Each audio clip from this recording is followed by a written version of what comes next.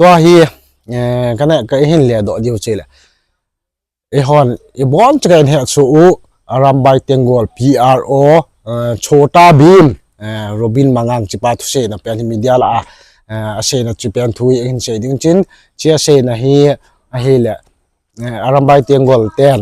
บ้านอกูจะสุทิบมวยเหตุการณ์น่ะชีพิดึงสุทิบอันจีจะเห็นเสดิ้งเห็นกินวิดีโอเห็นนะเวฟทีมินเว็บไซต์เนี่ยจุดทัวร์จุดนี้เขาลิมความคิดเอาเถอะ Arambai Tengol na kausagiba ahan batay ko na lautok sa giba si numit tarani gi 10 days ban tawni na lautok sa giba ni adu boy koy ngasi ga numit humni shubani numit humni shubis degi koy hari ba ban na si kar kom thok sare relax taw sare ngasi koy na phamjari ba press media briefing asi kai sunate hauki ba tang 8 June 2025 ki numidang da ikang khangau dana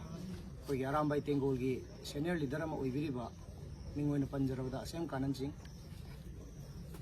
CBI की case अमगा मरी लेना माबू इम्फाल की मफम अमदगी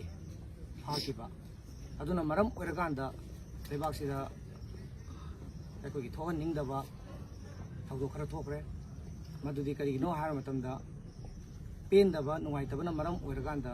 अखोई नुमितुगी नुमिदांग मक्तगी होना ban tawjaki hariba ban nasi maram chadana hojik Arambai Tengol asi koi khulai paiba lup amasu nate social cultural organization isagi inat lining adugumba yokhat chanaba leiriba adugumba lup asibu mapam matamna yadaduna illegal immigrants ko ki terrorist na landara ko dagi kutta khulai paiduna kanglaipak ima asibu kannabai damakta hona jarubagi damak madugi mahi oina ekoi hojik phana ko dan tanbiba NIA case पांचलकपा CBI ने case पांचलकपा अदगी local police state की police सिंगी अकोगी station जिंगदा FIR मैम पांचलकपा असिगो मैम जु पेन दो फोंदो पोइना तकोइना Arambai Tengol ना बन कौजकी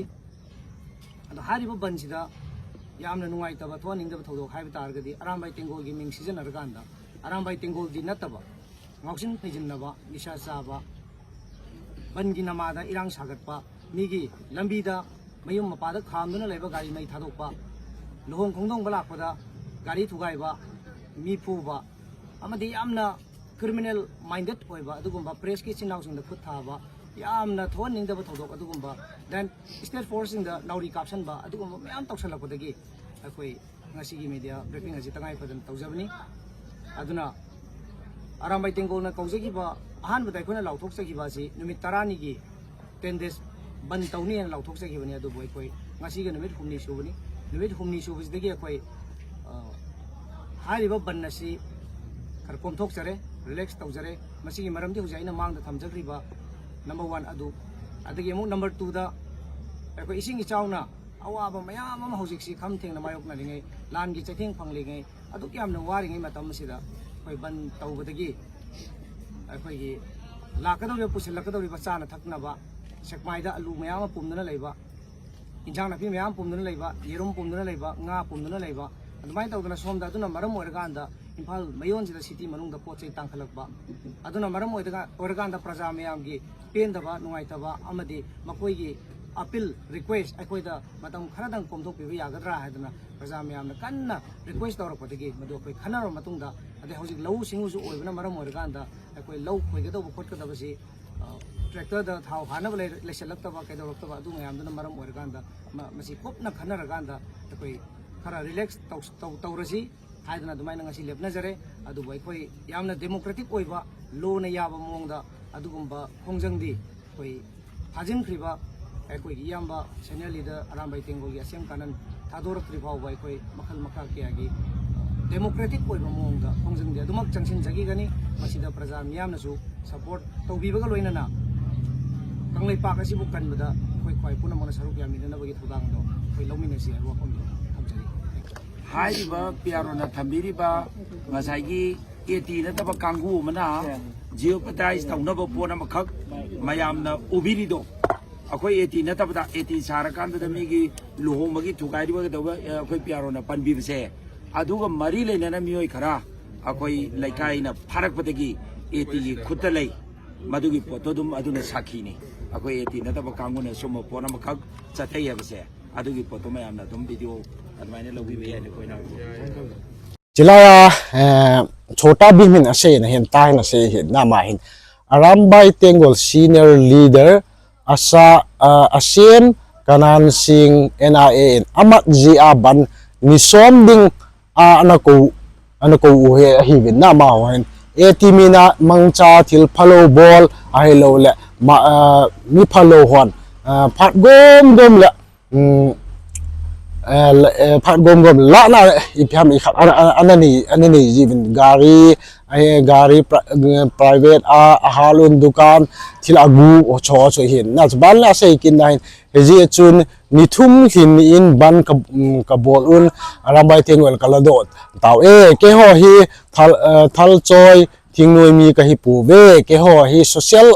culture organization le religion ho le be dop sang na dinga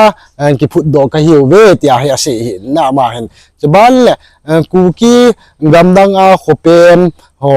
gal e bol khumji a uwa kazat kanam kagam kago hu do na ding thal ko do hi tia hi chaina pe na ase na video ho chum cha ga khen le ji chum men poi lai bo khen le do hen na chaban le chelaya hen keman kalunggel hen sei kit lang ta he kalunggel juga ga se nom chela ta he hin na chota bim thu se hi ga se le mu do the chu nowa khanglai bangin Infal Valley in tui sang alin zo in tun ban aki ko khom kit uvin tui let je a ne in le lo tui in asu sira gen the ha sa ta atho diu he sa hi na kang lei pak sana le bak ati win ehsan tian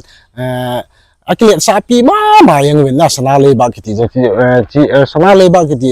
jole khan se tha din ji jo Infal Valley a ku kiten a hin dal ha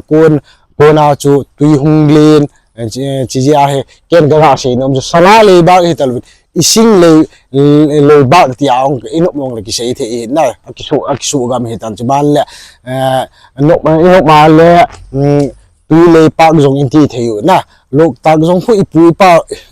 pa teven tui kang ana sa u hin eti hon ban ala do hi eti hon security force ho chunga thala khomu sipai le civil guard tam ta halu halo hi vi na chaban le cha he ka si nom ke chu he ale abul ade ana ki chom uwa khamthe ne ana aman wa mipi ho jong ahung phun phat uvin Arambai Tengol ho hen oi moding atam phat wa ma ho zoom ki sawong hi tan azum ki sa je wa ban hi ala do hi bin na bon hi ala do hi ama ho yong he Arambai Tengol ho thil bol chu kham the ni ho ango ki du win na ago anal aga se kin hi mel he te zo le bi a ki chim human biam thil khalong ase le zone anal thana se the e la tabang ho he I chan hung thung di pu vin tini ho wang chu tu chan hin lang zo se wang tu khonai pun na